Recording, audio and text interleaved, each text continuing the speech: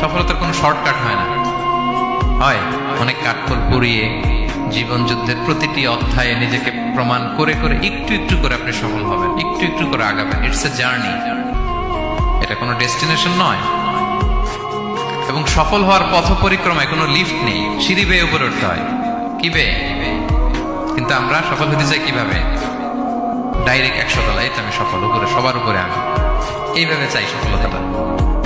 সবার উপরে উঠে যাব, গোল্ড মেডেল গলায় পরাই দিবে, আমরা সাকসেসফুল না। সফলতার রাস্তায় কোনো লিফট থাকে না। কি দিয়ে উঠতে হয়? সিঁড়ি বেয়ে ঘাম জড়িয়ে উঠতে হয়। দেখেন, শুধু আলোর মুখ দেখার জন্য মায়ের পেটে আমাদের কত সময় লাগছে বলেন তো?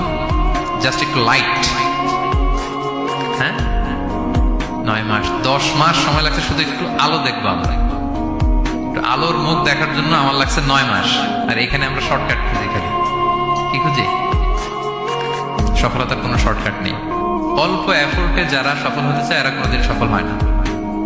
ইউসুফ আলাইহিস সালামের জীবনীটা একটু খেয়াল করেন, একটু একটু করে তিনি সামনের দিকে গিয়েছেন এবং সবশেষে ইজিপ্টের ফিনান্স মিনিস্টার হয়েছে।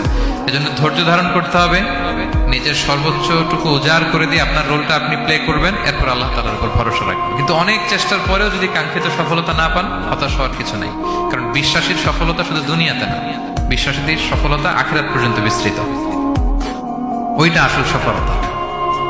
ফামান যুহজিহা আনিন নারি ওয়া উদখিলাল জান্নাতা ফাকাদ ফাজ। যে জাহান্নাম থেকে মুক্তি পেল, জান্নাতের নিশ্চয়তা পেল, সেই সফল।